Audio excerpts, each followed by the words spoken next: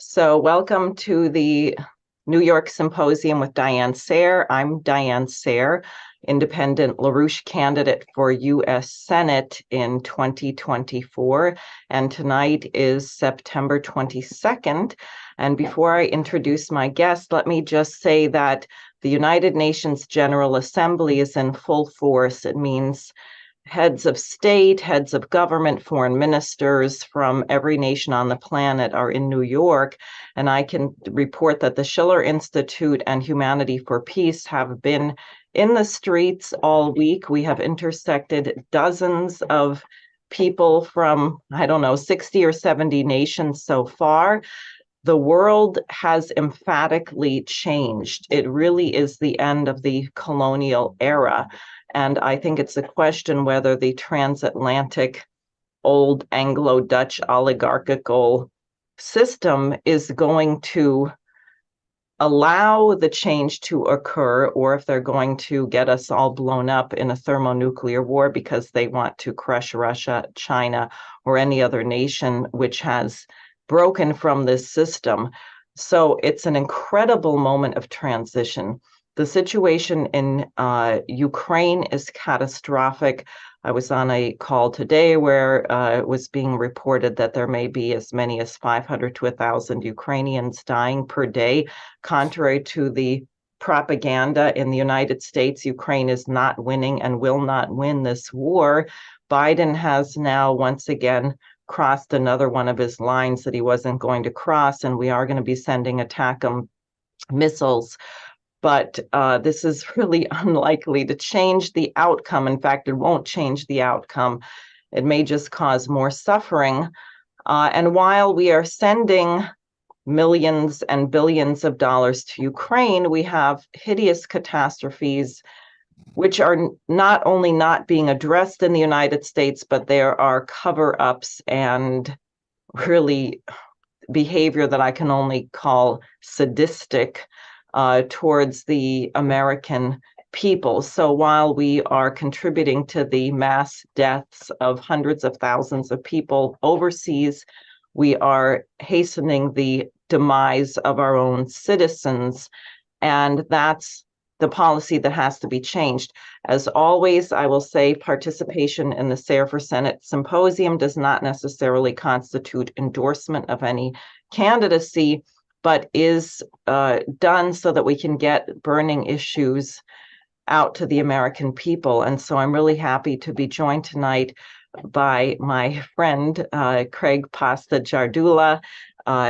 We have been very active in trying to stop World War III together, and he took it upon himself to go to Maui to find out what was going on there. And Pasta, I'm just going to turn it over to you and let you tell people. Please start from the beginning. Presume that people don't know anything about what's happening there, if you can. Well, yes, and thank you so much, Diane, for those lovely words. We have been out there like Captain America and Miss America, right? Trying to stop World War III. Yes. We're going from event to event. We've seen each other in different states, different areas, whether it be DC or New York. And obviously, one of the craziest, most pressing issues out there, what's going on in Ukraine.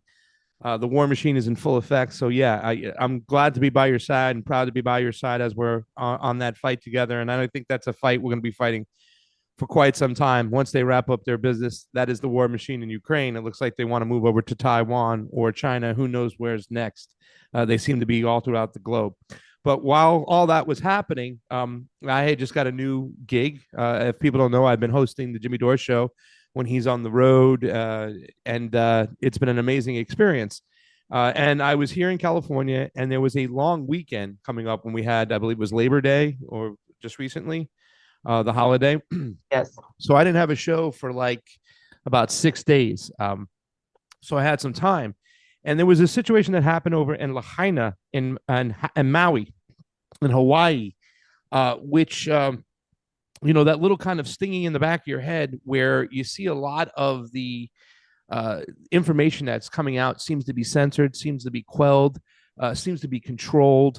When I was watching a lot of the YouTube videos and like TikTok videos, I'd see a lot of citizens just disgusted, angry, upset, saddened, dealing with trauma as Lahaina had been ripped apart, especially in the area by the water, which is called Front Street. But just very much like New Orleans, where after the crisis itself had wrapped up, the aftermath was never reported on. The mainstream media seemed to be doing the same thing in Hawaii that it did in New Orleans, which is, all right, story's over, time to go home, let's move on. No answers to what happened, no transparency to what took place, and no news of what's to happen to the people who lived in those areas. Same thing when it came to New Orleans. Our good friend Cynthia McKinney tried to have an independent investigation into what blew those dams out in the water, just like she wanted an independent investigation on 9/11, never got one. And so the story of this controlled, orchestrated gentrification had taken place in New Orleans, and a lot of the people had to leave and move out of those areas. Well, as I got to Hawaii and Maui, and I landed there at the behest of all the people who put me into play, and thank you to all those people who funded this. As you know, we're not a mainstream media outlet. We don't have a lot of bucks and dollars to roll with, so we're citizen journalists, and we're powered by the people. And enough people felt the need to donate to put me on that island to get some answers. And when I got there, a lot of the suspicions that we had heard about were actually confirmed by the citizens of Lahaina to be true. In other words, the crisis itself was just a disaster. Put aside for a second what started the fire, and we can double back to that. But the real sin was the fact that the alarms didn't sound, where Hawaii has the most robust alarm system in the world. They actually test it every month. A lot of people know that they got to pay rent when they hear the alarm systems going off, because that's how loud and fluid it is, that they test it almost every single month. Those systems did not go off, and the man who was in charge of it in the emergency management systems said he didn't sound it because it wasn't a tsunami, and that you're only supposed to sound it during a tsunami. But if you go to the actual, so if it's a tsunami of fire but not a tsunami of water, you don't sound the alarm. But Diane, if you go to the actual official webpage of the institution that's in charge of it, it says clearly that wildfires is one of the reasons they're supposed to sound the alarm. They're supposed to allow the people some time and let them know and alert them that there's an emergency. So that was confirmed to be true. And the reason he gave was pretty much an excuse. There was talks that the police were blockading people in and weren't letting them out. They confirmed that to be true. Now, there are people who said that the power lines were down, and that's why the police weren't letting people go near certain areas, because they didn't want them going to the power lines. Maybe it's a situation of just incompetence or higher ups giving them the information, but that did happen. The police were blockading people in that couldn't get out, that eventually ended up in the water, and some of them might have ended up dead because they were trapped by this deadly fire.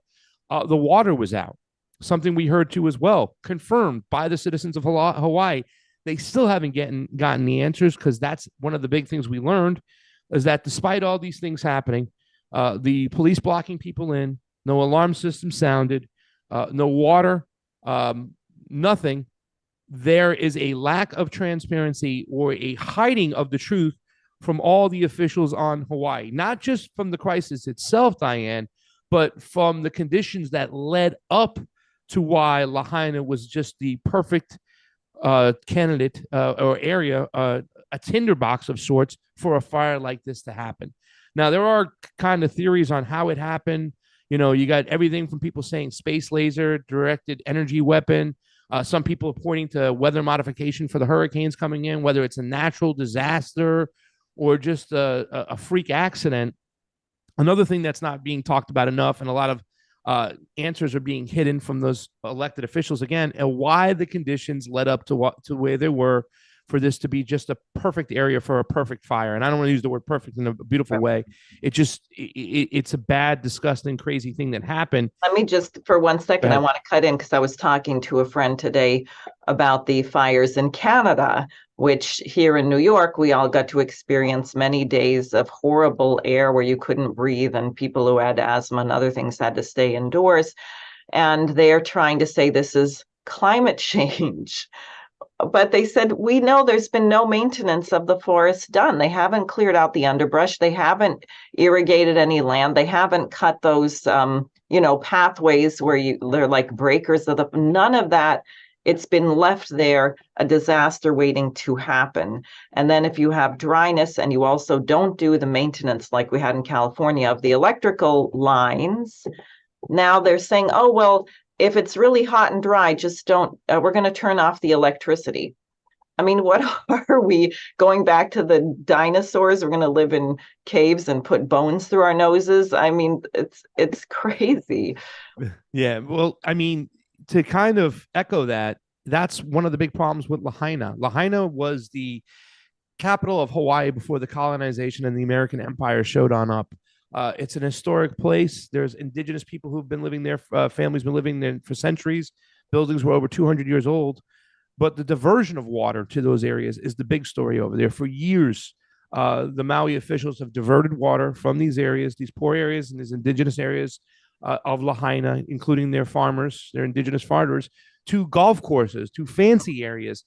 And then you also have the sugarcane fields that were left behind, which once again created a perfect tinderbox. And some of the grass that they brought in, which was indigenous to Africa for the cattle that they raised there for years, like I said, just making it the conditions just ripe for a fire like this to happen. So the diversion of water for years, another transparency issue, which the people can't get answers from. They can't get answers on why the crisis broke down. And then furthermore, they can't get answers, Diane, on what and where their elected officials are invested in. In other words, several weeks before the fire over here in Lahaina, Governor Green of Maui gave a speech. It was a keynote speaker at the UN for 15 minutes, sustainable cities. And he talked and kind of floated that out there. And all the citizens of Hawaii know this. All the citizens of Hawaii talk about the fact that Ukraine is getting all the money and they were given nothing, $700 per household. All the citizens of Lahaina. Can't you buy a house for $700? $700 per household they were given. Like FEMA bragged about it. Oh yeah, we got them $700, and these people are complaining. They're mad. They know this money is going to Ukraine. Right. Another thing they're very upset about is that they feel that it's being underreported to keep the tragedy less of a tragedy. Let's put it that way. The fact that they're saying around 100 people dead and several hundred missing is just a lie. A lot of the citizens of Lahaina know and have been speaking about. And next week, next Friday, I have a movie coming out, a documentary called Lahaina on Fire, The Aftermath, Volume 1. And I was there for almost 5 days, documenting everything, speaking to citizens, speaking to neighbors, speaking to activists, the whole 9 yards. And it's going to give a lot of answers to what's going on with the lack of transparency before, during, and after, as well as the fact that to crush these people, and this is why it also seems like an orchestrated gentrification, the mayor and a lot of other officials announced that the island was closed. Now, whether we like it or not, Diane, 80% of the revenue that comes into Maui comes in via tourism. So if you shut down the island, people 2.5 hours away on the other side, I went to Hana, which was the other side of the island, the other side of Lahaina, their businesses are down 99%.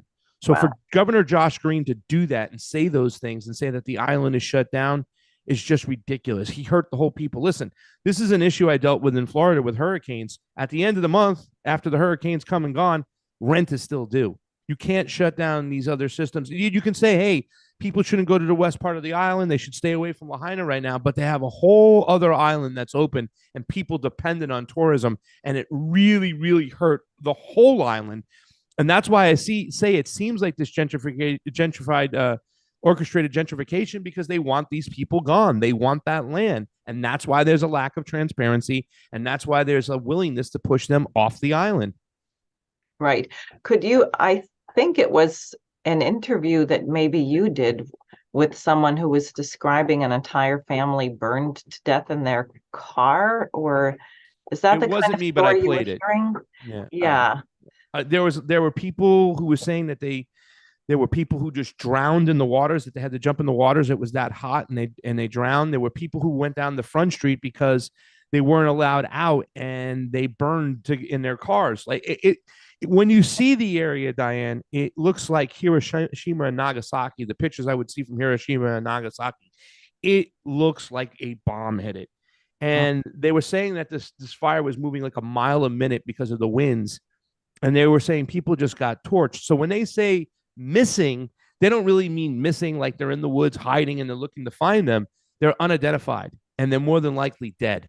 And And that's just the crux of it. how many are they admitting of that? They're saying 100 dead and still hundreds unaccounted for. But like I said, the majority, and this is what a lot of the people in Lahaina say, it's a slap in their face. They feel it's over thousands, and Wow. it's just not being reported. Wow. And what are people doing to get by now? Well, that's the other part, right? So now we went down and we identified that there's a huge lack of transparency, that they're hiding the truth before the conditions leading up, during, and after. We also learned that the Hawaiian people, the people of Maui, are some of the bravest, just awesome people in the world. I mean, I don't even know how to describe them. They have come together to help themselves. There's been a dragging of the feet by FEMA and somewhat Red Cross and the state and local officials. And the people of Maui have come together, setting up mutual aid distribution centers to help each other out.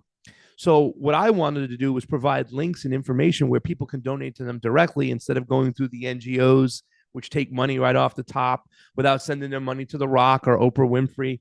And I've identified and went to these camps, these distribution centers. One of the distribution centers, with a smaller one, was called Canoe Beach, Pahaku Beach. Well, in their GoFundMe, they had about $6,000, under $6,000.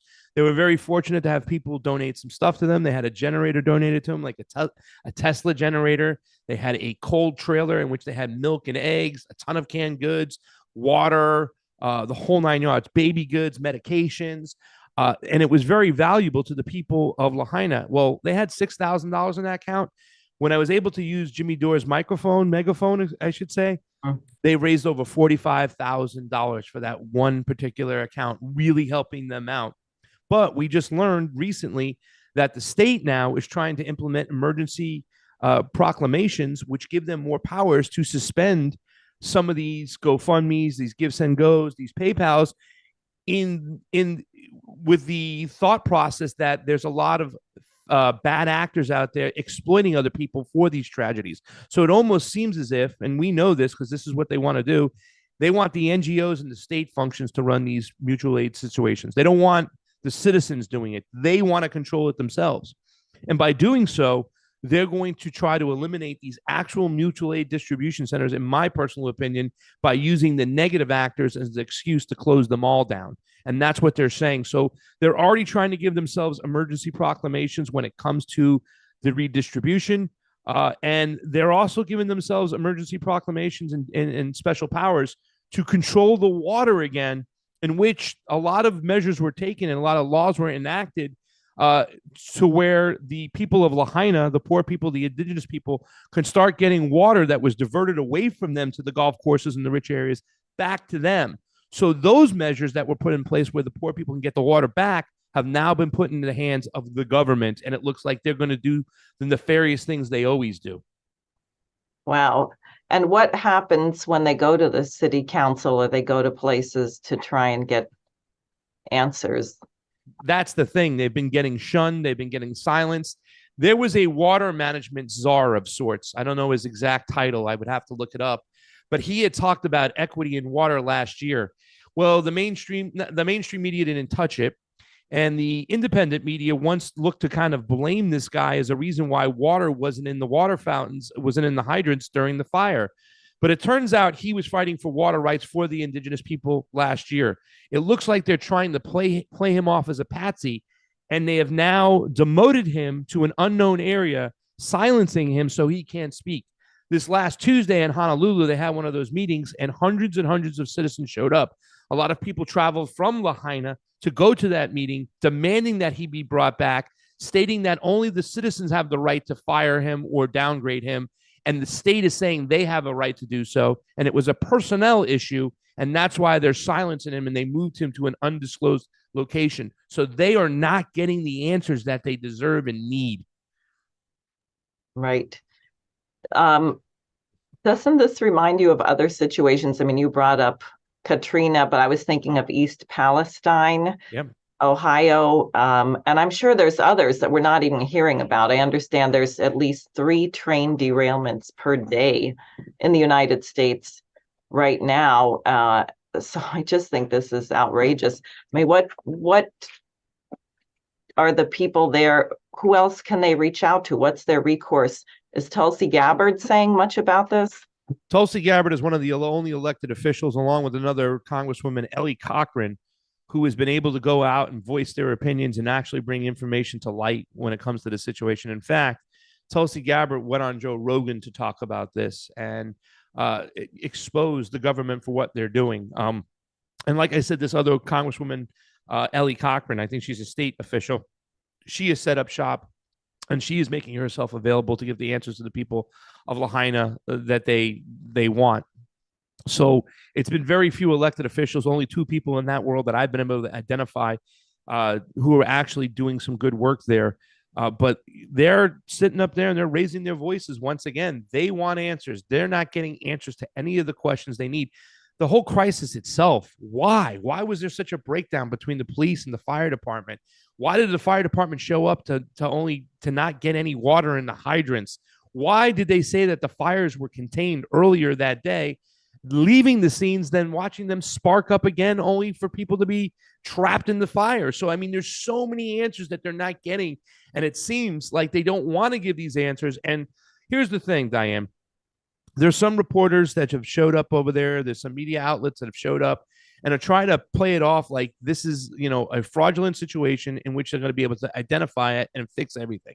No, it's the slow moving disaster capitalism game. It was years in the making to make this place a tinderbox, and it's going to be years in the making for the land grab of the citizens, from the citizens, that are going to play out over the next 3 years, I think, before they can even break ground. And it's going to play out in the city council meetings and the courts and whatnot. There's no quick fix over here whatsoever. It's going to be a slow moving game, but already the citizens are starting to leave the island. How can you expect them to stay for 3 years until they can break ground to rebuild their houses? It's simple living for the people of Lahaina, but it seems like what was the population of Lahaina? How many people were affected, and what's the population of the island as a whole?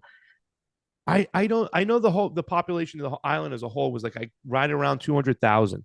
So I don't know how many people were in Lahaina exactly. I should get that number, but I do know it was the capital before the American Empire showed up. I do know there were buildings there over 200 years old. I do know that generational families lived there for quite some time. And I do know that venture capitalists have come in before and try to move these people off their land, try to outbuy them, try to get them to go, and they wouldn't budge. They were holding still. Well, now it looks like they're not going to be able to hold still, as over the next 3 years, they'll be rezoning, rebuilding it in their own image.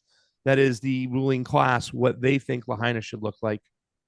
When I was traveling through the state of New York, I ran across a situation which apparently is going on in many municipalities, where the towns have been levying taxes against homeowners who somehow are unaware that they are in arrears.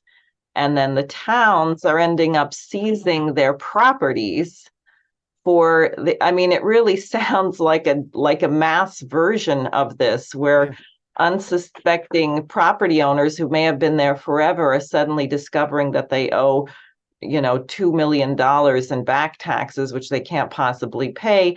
And then someone on the city council shows up, and the next thing you know, they're in possession of the property. It's really bizarre.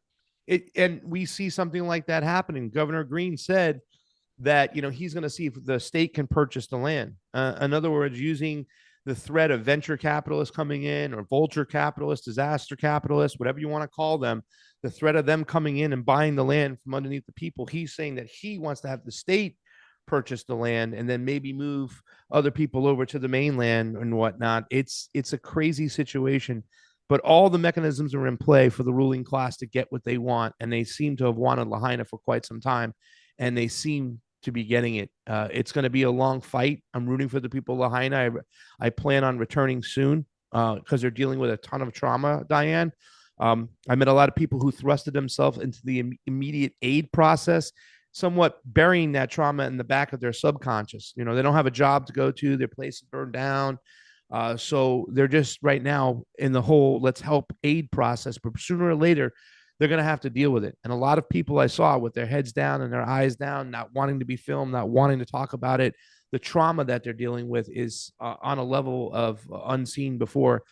Can you imagine just leaving your home that of generations going to work one day and not being able to go back into the area because you've been told it's been burnt down to a crisp? Just this week coming up, I believe in the next couple of days, they're going to start letting some of those residents back into the areas where they weren't allowed into because they had said their house had been completely destroyed. So they haven't even had closure yet. It's a month after the fire, and they're going to get to finally go in and see what's left, if there is anything left of their house. Right. You know, this is a huge contrast to, I don't know if you've ever seen this old black and white film. I think it's called The Stormtroops of Disaster, which is I think it's a 1938 or 39 massive hurricane that swept up the East Coast and did huge amounts of damage. But FDR was president, and you had the CCCs, and like within 3 days, they had hundreds of thousands of people mobilized all up and down the coastline, cleaning up the areas, moving out the debris, rebuilding. It was actually quite incredible and inspiring. And I think if you had a sense of a government which cared, which was going to muster the resources available, get the National Guard, get the Army Corps of Engineers, get volunteers who are skilled, who are trained, get all the Eagle Scouts in the country or whoever, to pull together and actually solve this. And I think that's where you really get the sense there is no goodwill, right? So it compounds it. And also, if there's no coverage in the press, I think partly the design of that is to make people feel very isolated. Yeah. Go ahead. I was saying they do feel very isolated. And what you're talking about too, as well, there's a military base right around the corner from where they were in Lahaina. They could have troops there on the ground right away, helping, assisting. It just seems like they were left for dead. Like there was no help, and there's no help right now. Not only answers, but aid. I mean, they're leaving a lot of these people with no choice whatsoever but to leave Maui and go elsewhere to try to pick up with the rest of their lives. I spoke to some people. Yeah, my cousin left. His house got burnt down to a crisp in Lahaina. He ain't sticking around. He went to my aunt in Florida. We hear those stories. They want those people gone. They've wanted that area for quite some time. And now it looks like they're going to be able to get it. But wait, let's hope that these people of Lahaina continue to fight. I've said from the get-go, the most important thing is not trying to argue left and right about what started this fire, right?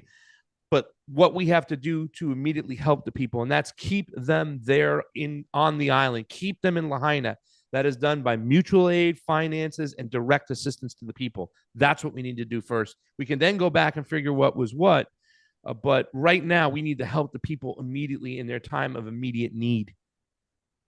Well, don't you think the rest of the country also should mobilize to get the truth out about this? I believe we should get the truth out what happened in New Orleans. I believe we should get the truth out what happened in Flint. I think we should get the truth out what happened on 9/11, right? We always want the truth. And that's the problem. People are just always seem to be hiding the truth. They're misleading people. And, they have this apparatus now of like this confused media that's out there, right? People talking about a space laser, people talking about an energy weapon, people talking about weather modification. I, for one, if I have any of those tinfoil hat conspiracies, would look towards the weather modification and try to question why these winds came in the way they did. No rain, no clouds, no nothing, just hurricane winds for a hurricane that was 500 miles south of the island. That doesn't make sense to me. But somebody even said, we have to understand the conditions that were made to make this a tinderbox situation. The water diversion for years. He goes, I don't need a space laser. The things were so rough and so dry brush that I could have just walked up to a hill and dropped a flare. That's how bad it was. And that's what we have to highlight right now, because if we don't want that to happen again, we have to understand why it happened in the first place. Right, exactly. Well, I think we could take another case like the situation in Libya, where now the death toll is, I guess, over 11,000 people from floods. And years ago, I actually received a book from the Libyan mission to the UN on the Great Man-Made River, that Gaddafi was working on these incredible water projects because the whole Sahara region, there's enormous reservoirs of underground water. And he was building major infrastructure to green the deserts. And I would imagine these kind of things would involve a lot of potential flood control. So what happens? He's assassinated, which Hillary Clinton chortles over. The country is thrown into complete disarray. The infrastructure is bombed. And then you have a catastrophe. And then someone says, oh, it's climate change. Well, wait a minute. You overthrew the government. You threw the country in disarray. You bombed their infrastructure. And then you're going to tell us, oh, stop eating red meat because the cow farts are causing the flooding in Libya, or whatever. I mean, it's really also, if you look at how many people used to die from so-called weather disasters, it was much, much higher before we had modern infrastructure or knew how to build earthquake-proof buildings or things like that. Japan, I think, still gets a fair number of earthquakes. They don't have lots of buildings collapsing because they are able to build. I heard from an expert actually in Turkey when they had this last horrible earthquake that hit Turkey and Syria, or Turkey. There were a lot of towns had ignored the building codes. The towns that had enforced the building codes, lo and behold, the buildings remained standing. And it was a very stark contrast. So I think this point about the willfulness of it, we can't let go of it, because part of the psychological warfare is to brainwash people and say, oh, there's nothing you can do. There's nothing you can do. This can't be changed. It's hopeless. And of course, that just increases the trauma, as opposed to, no, there are things that can be done. This didn't have to happen, and we're going to change it. Yeah. Well, I don't know, Diane. I think you're being a little unfair to the Clintons. Just yesterday, I believe they announced the Clinton Global Initiative wants to help rebuild Ukraine. Can you imagine that? They found their new Haiti in Eastern Europe in Ukraine. So, I mean, let's give some credit where credit is due there, Oh, Diane. yeah. And I hope the Ukrainians look at Haiti to see how well it's going. Exactly.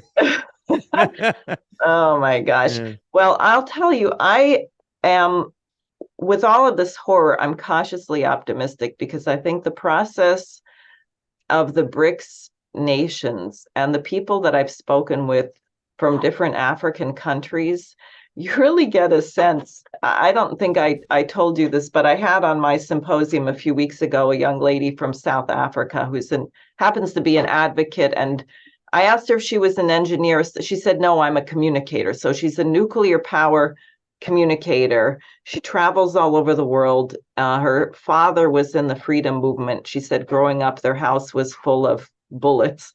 And she grew up burning cow dung to cook her food. Oui.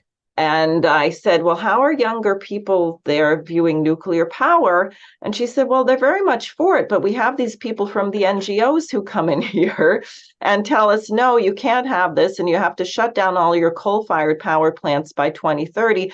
In other words, they want to put us back to burning cow dung again if we're going to have any energy or cook. She's sitting there in a blackout as we speak because they don't have enough electricity. And I said to her, well, Henry Kissinger's NSSM 200 from 1975, where Kissinger actually lists 14 nations that have to be depopulated. I don't know if you've seen the document. And he says we should withhold food, we should sterilize women. It was declassified in 91. So I said, are you familiar with this? And she gets a grin on her face and says, well, it's not working. And I was so struck, because you get the sense when you talk to Americans, we're so beaten down, and there's one horrible thing oppressing us on top of the next, and we don't have a sense we're ever getting out of it. But because in a very real way, I think the Russians may be right. They stood up to the West in Ukraine. China is doing the Belt and Road Initiative. 2/3 or 4/5 of the world's population practically is involved in moving in another direction. So now people can say, you know what, we don't have to stay on your stinking Titanic. We're actually getting off this. And she said in 20 years, the nations of Africa are going to be totally different. We're developing. And it gave me a sense of this period like the Montgomery bus boycott, where Martin Luther King, it was a conspiracy. Rosa Parks, they picked a person who would be calm, who would not go to the back of the bus. And then a dear friend of ours, the late Reverend Bevel, used to say, and I don't think it really happened this way, but he used to say all the ministers met to decide who was going to run the bus boycott, and they chose the youngest, newest one, who happened to be Martin. All the older guys said, I'm not going there. I'm not going to get in trouble. We'll vote for this guy.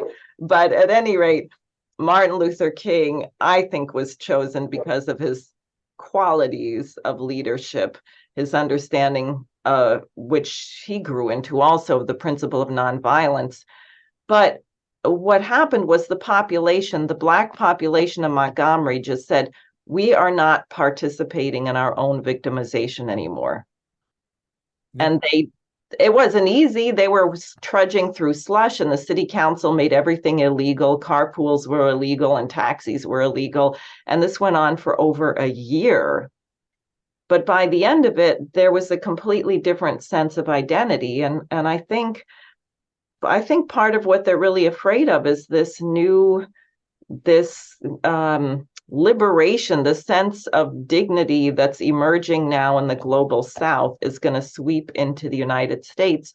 And Americans might begin to change, to not be just horrible, whiny victims, but to have a sense that maybe we should be standing up on our hind legs and not going along with these things. I mean, I think you raised some interesting points there too, as well. And I want to thank you for your leadership and doing some, speaking truth to power, because I think that's where a lot of the snags in the road come to, is the fact that we're so propagandized, right? We want to talk about the whole burning of the cow dung and fossil fuels or coal and whatnot.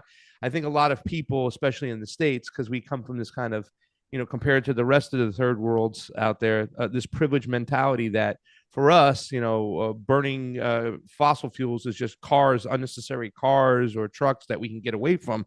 But I don't view it like that anymore. I believe like sometimes burning fossil fuels or coals and whatnot means that poor people in a third world nation can have power, can have warmth.